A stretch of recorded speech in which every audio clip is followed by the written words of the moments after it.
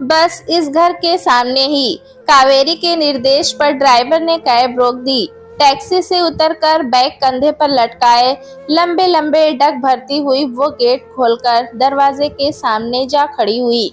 कुछ दिन पापा के साथ बिता लूं, फिर सब दुख दर्द भूल जाने की नई सी उमंग लेकर ही वापस लौटूंगी। सोचते हुए कावेरी ने एक नकली मुस्कान चेहरे पर चिपका डोरबेल बजा दी। अरे वाह कावेरी, आओ आओ। अचानक बेटी को आया देख सुधांशु का चेहरा खिल उठा।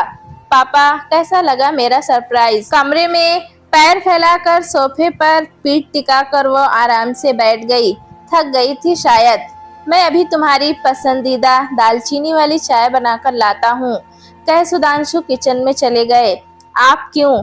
निर्मला नहीं आई क्या आज काम पर? कावेरी सुधांशु के पास जाकर खड़ी हो गई। बेटा, एक जरूरी काम के सिलसिले में आज जयपुर के लिए निकलना था मुझे।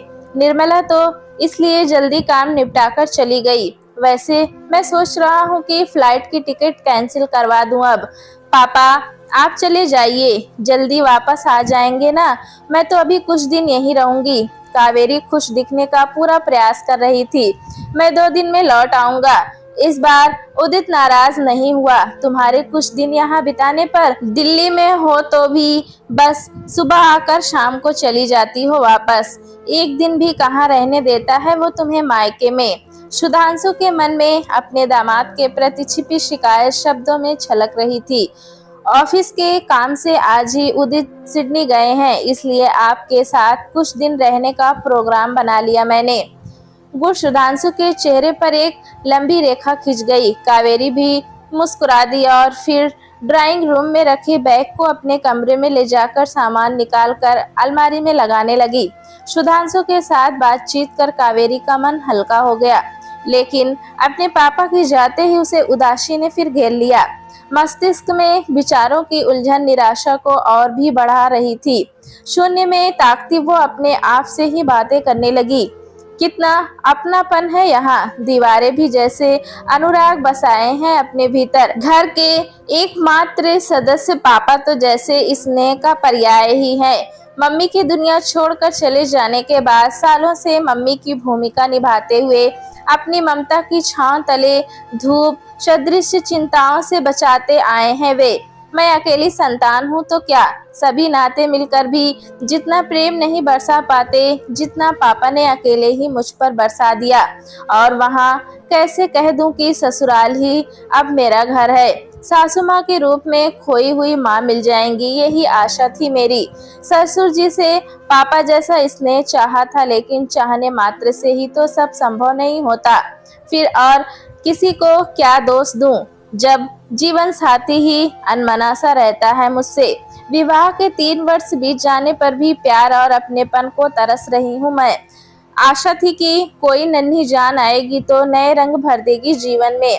क्या मैं कम दुखी हूँ मां ना बन पाने पर कि सभी मुझे किसी अपराधी सा सिद्ध करने में लगे हैं? कावेरी एक बार फिर सब याद कर खिन्न हो उठी। विवाह होते ही उसे नौकरी से त्याग पत्र देना पड़ा था।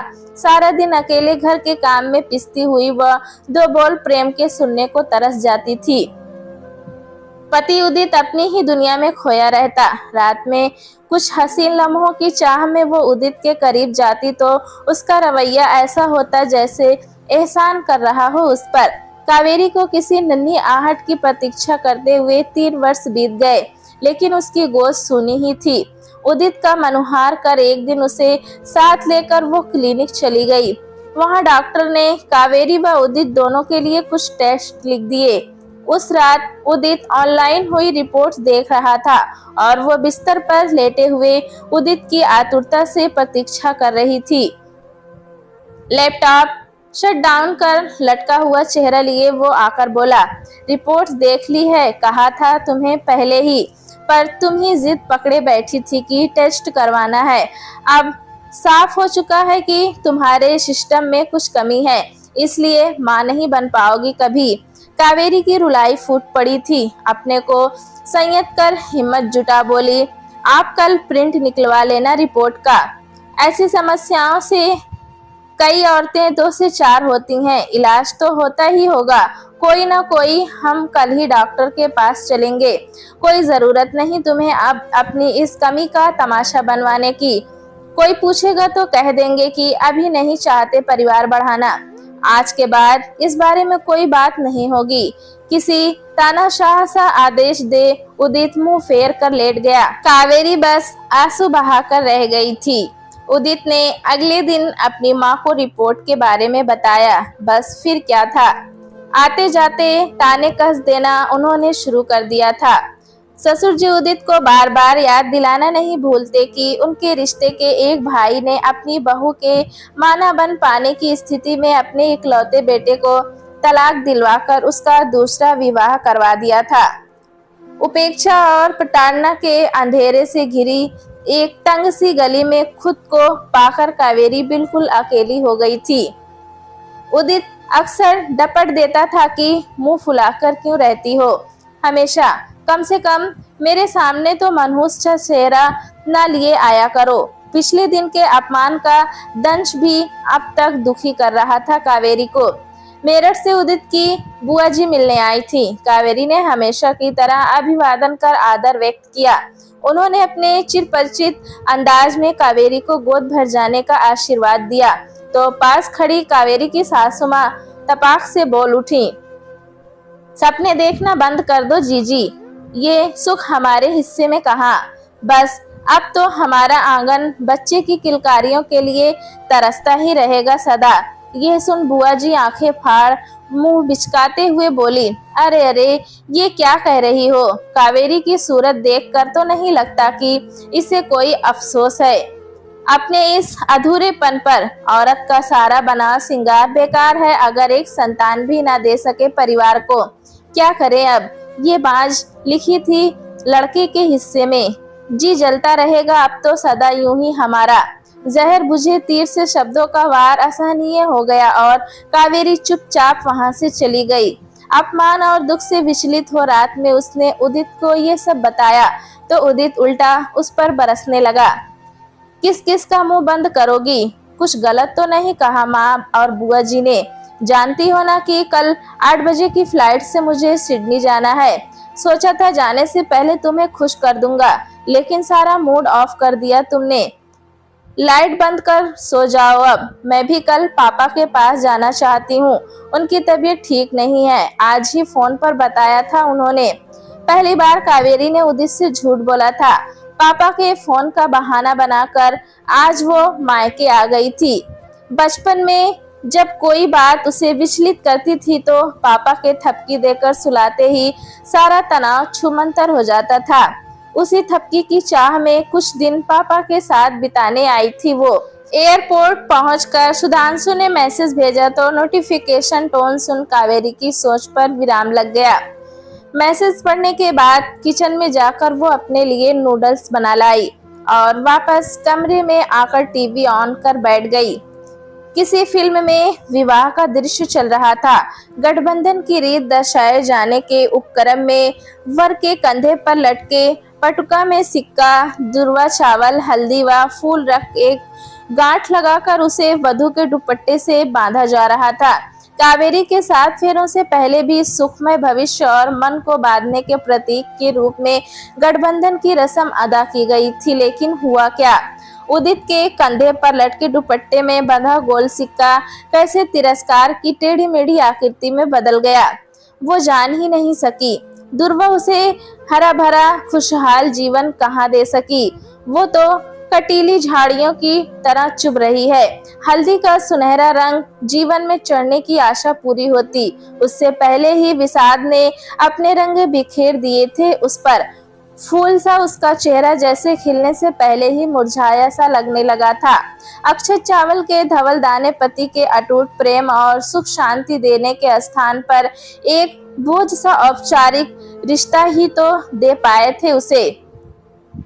मानसिक शांति तो अब एक सपना ही लगने लगी थी। गठबंधन के दोनों के मन को तो नहीं बांधा। हाँ, कावेरी के पांव में जंजीर जरूर बंध गई थी, जिसे ना तो वो तोड़ पा रही थी और ना ही अपने अस्तित्व को यूं कैद में देख पा रही थी। डोरबेल बजने से कावेरी सोच के दलदल से बाहर आ गई। दरवाजा खोला तो सामने नमन को देख मुरझाया मन खिल सा गया। नमन उसके पड़ोस में ही रहता था। दोनों की दोस्ती पुरानी थी। वे एक ही स्कूल में पढ़े थे। बाद में उच्च शिक्षा के लिए नमन बेंगलोर चला गया। एमबीए करने के बाद नोएडा स्थित एक विदेशी कंपनी में बतौर मैनेजर वो कार्य कर रहा था। नमन का एक पैर पोलियो के कारण बेहद कमजोर था। उस पैर में वो कैलिपर पहन रखा था, तभी उसका चलना फिरना संभव हो पाता था। नमन के मन में कावेरी के लिए विशेष स्थान था, लेकिन इसका कारण कावेरी का अप्रतिम सौंदर्य या उसका पढ़ाई में अव्वल होना नहीं था। इसका कारण तो कावेरी का मन के प्रति सम्मान और स्नेही व्यवहार था, जो सहानुभूति से नहीं मित्रता की सुगंध से सुशोभित था। विवाह के बाद कावेरी का मायके में आना कम होने लगा था, तो नमन से मिलना जुलना बंद सा हो गया। लेकिन कावेरी की मित्रता जैसी ऊर्जा बनी हमेशा नमन का हाथ पकड़े साथ साथ चला करती थी। नमन आया तो कावेरी पहले के रंग में रंग गई। बातों का सिलसिला थमने का नाम ही नहीं ले रहा था। पुराने दोस्त, स्कूल व कॉलेज के टीचर्स और मौसम का मिजाज सब कुछ समा गया था उनकी बातचीत के मध्य। कावेरी अपना दर्द मन में ही रख नमन का दिल नहीं दुखाना चाहती थी, लेकिन वो भूल गई थी कि नमन जैसा अंतरंग मित्र उसकी मुस्कान देखकर ही अनुमान लगा लेगा कि वो दिल से निकली खुशनुमा मुस्कुराहट है या हंसी का जामा पहने हुए गहन पीड़ा। कुछ देर की बातचीत के बाद नमन अचानक पूछ बैठा, कावेरी, हम क्या अपने पुराने दिनों को ही याद करते रहेंगे या अपनी नई जिंदगी के किस्से भी शेयर करेंगे? कावेरी को लगा जैसे चोरी पकड़ी गई हो। बोली, मेरी जिंदगी तो वही किसी भी शादीशुदा स्त्री की जिंदगी जैसे ही, सास ससुर पति जिम्मेदारियां, बस और क्या। तुम ही कुछ बताओ ना, कहकर उसने पलकें झुका ली। एक खूबसूरत जिंदा दिल और पति से दूर बैठी हो और एक बात भी उसके बारे में ना कही। अजीब लग रहा है मुझे, मैं गलत नहीं हूँ तो तुम बहुत कुछ दबाए बैठी हो अपने अंदर। कावेरी, मन की गिरह खोल दो प्लीज। नमन की स्नेह भरी गुहार कावेरी के दिल से आंखों तक पहुंच आंसू बनकर झरझर बहने लगी।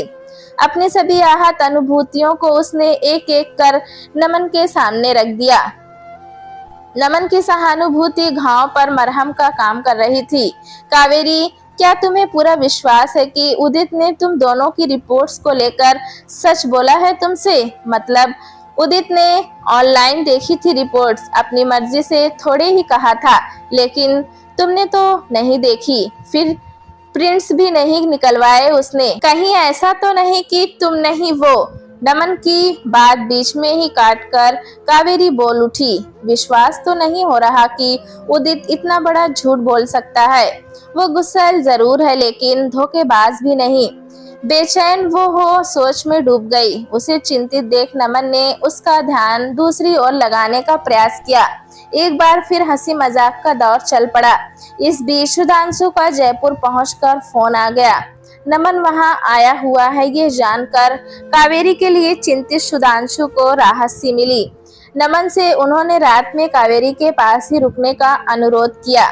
रात के 1 बजे दोनों की उम्मीदी आंखों ने बातचीत की गति पर थोड़ा विराम लगा ही दिया। सोने से पहले नमन हौले से मुस्कुराकर बोला, कावेरी, एक बात कहना चाहता हूँ। हम कितने बाद मिले हैं, इसके बाद न जाने कब मिल पाए। तुम्हें कोई तकलीफ ना हो तो एक एक कॉफी हो जाए। हाँ, लेकिन कॉफी मैं बनाऊंगा, तुम रुको ना यहीं। मैं बस यूं गया और यूं आया। कावेरी मित्र के आग्रह को टाल न सकी। अपने पिता के कमरे में जाकर कावेरी नमन के सोने का प्रबंध करने लगी। नमन कॉफी लेकर आया तो पहला घूंट भरते ही बोली, कमाल की कॉफी बनाते हो नमन, तुम्हारी होने वाली वाइफ से रश्क हो रहा है मुझे। नमन ने उसे अपने मोबाइल में उन लड़कियों के फोटो दिखाए जहां उसके रिश्ते की बात चल रही थी। कावेरी से उसकी पसंद की लड़की चुनने को कहकर वो वॉशरूम चला गया। थकी हुई कावेरी वहीं बेड पर लेटी तो पता ही नहीं चला कि कब आंख लग गई। सुबह अलार्म बजने पर ही कावेरी की नींद खुली। हड़बड़ाकर बिस्तर से उठ वो कमरे से बाहर निकली। नमन बालकनी में आसमान निहार रहा था। इससे पहले कि वो रात के विषय में कोई सवाल करती, नमन खुद ही बोल उठा। रात को जब मैं चेंज कर अंकल के कमरे में वापस आया तो तुम गहरी नींद में सो चुकी थी। तुम्हें उठाना मैंने ठीक नहीं समझा और तुम्हारे कमरे में जाकर सो गया। चाय पीकर नमन वापस चला गया। जब तक सुधांशु लौटे नहीं, नमन प्रतिदिन कावेरी से मिलने आता रहा। सुधांशु लौटे तो कावेरी जैसी नन्ही सी बच्ची बन गई। वो ये देखकर बहुत खुश थी कि इतने कम समय के लिए जयपुर जाने पर भी पापा ये नहीं भूले थे कि लाख की चूड़ियां कावेरी को बहुत पसंद है। रंग बिरंगी चूड़ियां और कंगनों के साथ ही पापा गुलाबी और पीले रंग में रंगा गोटा पत्ती के काम वाला एक सुंदर लहंगा भी लाए थे। कितना खुश देखना चाहते थे वे कावेरी को। चाह कर भी कावेरी सुधांशु को अपना दुख नहीं बता पाई। वो जानती थी कि उसके मां न बन पाने पर ससुराल वालों का उसे दोष देना पापा को बहुत कष्ट पहुंचाएगा। अपनी पीड़ा भीतर ही दबा पापा के स्नेह को पल पल महसूस करती कावेरी के 10 दिन बातें करते और हंसते हंसाते कब बीत गए पता ही नहीं चला उसे। वापसी के दिन नाश्ता करने वो टेबल पर बैठी ही थी कि उपकाई आने लगी। उपकाई के साथ ही चक्कर भी आ रहा था। सुधांशु उसे घर के पास ही डॉक्टर सुजाता के क्लिनिक पर ले गए। डॉक्टर सुजाता ने जांच कर दवा के साथ कुछ टेस्ट भी लिख दिए। टेस्ट के लिए सैंपल दे कावेरी घर आकर दवा खाकर आराम करने लगी। दोपहर को नमन कावेरी से मिलने आया तो साथ में उसकी पसंद का ढोकला भी लाया। कावेरी की पसंदीदा दुकान का ढोकला, उस पर पापा और नमन का साथ। कावेरी भूल ही गई थी कि वो बीमार है। तीनों की बातों और ठहाकों से घर गूंज उठा। शाम होते होते कावेरी की तबीयत बिल्कुल ठीक हो गई। सुधांशु चाहते थे कि वो अगले दिन तक रुक जाए, लेकिन कावेरी ने जाना ही उचित समझा क्योंकि उदित सुबह ही सिडनी से अपने घर लौट चुका था।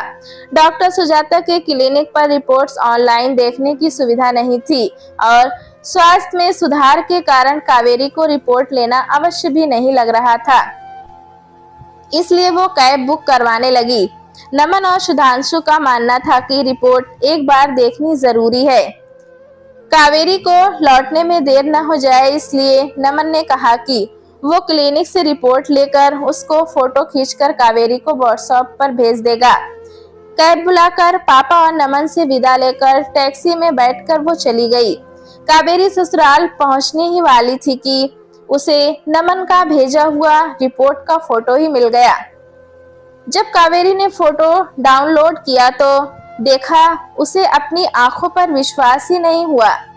रिपोर्ट बता रही थी कि वो गर्भवती है। कावेरी का मन उछलने लगा। वो जल्द ही उदित से मिलकर यह सुखद समाचार उसे सुनाना चाहती थी। उत्साह से भरी कावेरी दौड़ती हुई उदित के पास जा पहुंची।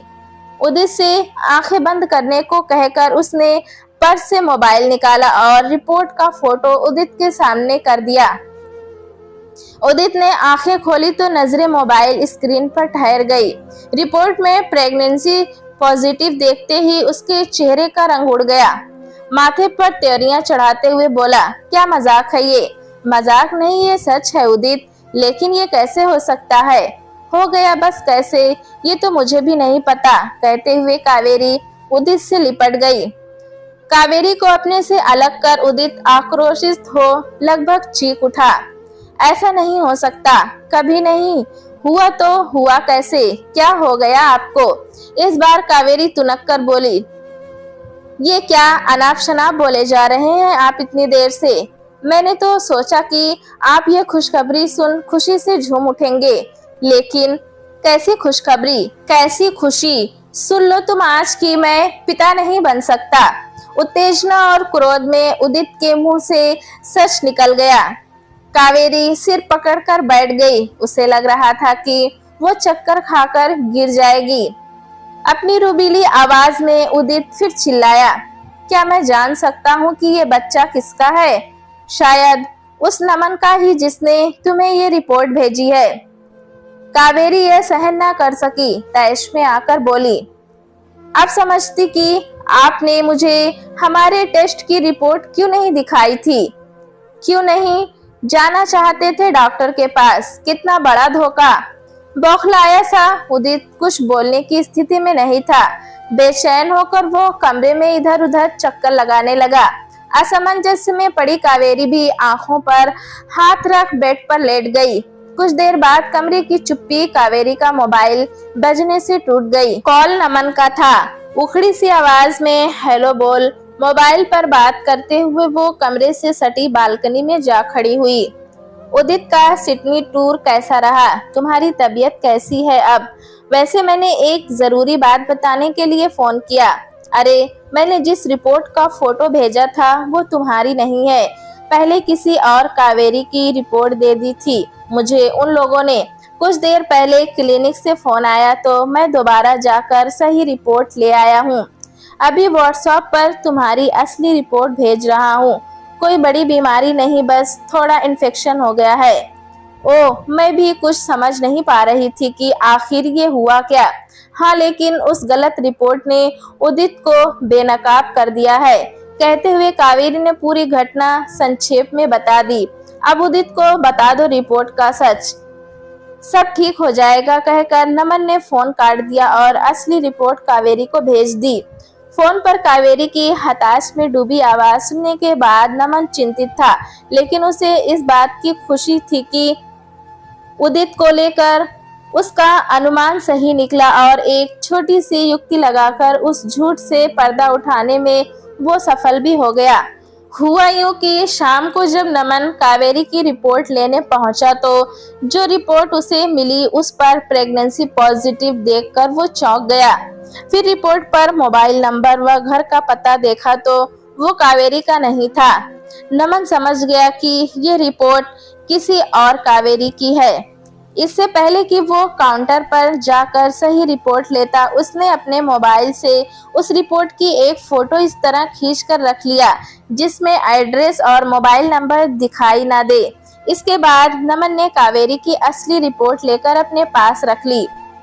रिपोर्ट नॉर्मल थी, इसलिए उसे कावेरी तक पहुंचाने की जल्दी भी महसूस नहीं हुई। नमन को गलत रिपोर्ट वाला फोटो कावेरी को भेजने के कुछ देर बाद भेजी नमन ने असली रिपोर्ट, ताकि कावेरी उदित को गलत रिपोर्ट दिखा सके और इस बारे में कावेरी और उदित की बातचीत भी हो जाए।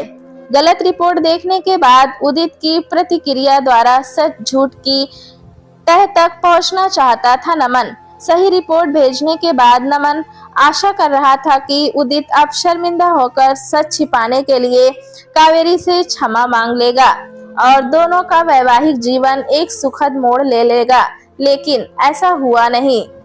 उदित को जब कावेरी ने बताया कि प्रेगनेंसी वाली रिपोर्ट गलत थी तो वो कावेरी पर चिल्ला उठा, तो अब अपने दोस्तों के साथ मिलकर मेरा मजाक भी उड़ाना शुरू कर दिया है तुमने। न जाने क्या समझती हो अपने आप को। सिडनी में ही खुश था मैं, सोच रहा हूँ सब छोड़ छाड़ कर वहीं चला जाऊं। मन के चूर चूर होने की पीड़ा मुख पर साफ झलक रही थी। मन किया कि जोर से चीख उठे, मुंह से जैसे बोल अपने आप ही निकल पड़े। अपने किए पर शर्मिंदा होने की जगह आप मुझे मेरे दोस्तों पर कीचड़ उछाल रहे हैं। अब तक आपके व्यवहार को मैं आपका स्वभाव समझ सहन करती आ रही थी, लेकिन आप तो पहले दिन से ही मुझे नीचा दिखाने के मौके तलाश रहे थे। क्या हो गया अगर पति पत्नी में से कोई भी संतान को जन्म देने में असमर्थ है? वो आप भी हो सकते थे या मैं भी। रिश्तों का घटाव जोड़ नहीं जानती मैं, लेकिन इतना समझती हूँ कि प्यार दिमाग से नहीं दिल से होता है। पति पत्नी का रिश्ता प्रेम पर टिका होता है, दिमाग का खेल नहीं चलता यहाँ। आप क्या छोड़ेंगे मुझे? मैं आज ही अभी पति पत्नी के नाम पर कलंक बन चुके इस रिश्ते से अपने को अलग करती हूँ। उदित हक्का बक्का सा देखता रह गया और बैग लिए कावेरी उल्टे पांव मायके लौट आई। सुधांशु भी क्या कहते सब जानने के बाद कुछ दिनों की जद्दोजहद के बाद तलाक हो गया। स्कूल में टीचर बन कावेरी पूरी हिम्मत से खुद को संभाले थी, लेकिन मन में कहीं ना कहीं एक रिक्तता निरंतर अनुभव कर रही थी। धीरे धीरे उसके वजूद पर छा रही वो उदासी उसकी उमंगों और खुशियों को लील ही जाती अगर उस दिन नमन अपना दिल उसके सामने खोल न देता। कावेरी, तुम्हें कभी कहने का साहस न जुटा सका। हमेशा एक जुड़ाव सा महसूस होता रहा है तुम संग। कुछ कहना भी चाहा कभी तो अपाहिज पाँव ने जैसे मेरी सारी हिम्मत छीन ली। तुम्हारी शादी हुई तो सब्र कर लिया और हमेशा तुम्हें खुश देखना चाहा। अब भी तुम्हें उदास देखता हूँ तो लगता है कहीं से खुशियों की गठरी बांध लाऊं और सब तुम पर निछावर कर दूं। अपाहिज क्या कह रहे हो नमन? अपाहिज तो उदित था जिसकी सोच ही पंगु थी। काश तुमने कुछ साल पहले ही बता दी होती मुझे अपने मन की बात। तो अब भी क्या बिगड़ा है कावेरी? क्या तुम मेरी जीवन संगनी बनकर खुश रह सकोगी? कावेरी की आंखें ही नहीं मन भी भीग गया। लगा जैसे नमन ने चाहत के दुपट्टे में सम्मान का सिक्का, उमंग सी हल्दी, चावल के दानों सा विश्वास तथा आशा के पुष्प कस कर गांठ लगा दी हो और उसे कावेरी की चुनर से बांध दिया हो। गठबंधन तो आज हो गया हमारा, कहकर कावेरी नमन के गले लग गई। दोस्तों, कहानी कैसी लगी हमें कमेंट में जरूर बताएं। चैनल पे नए हैं तो एक लाइक और सब्सक्राइब करना ना भूलें।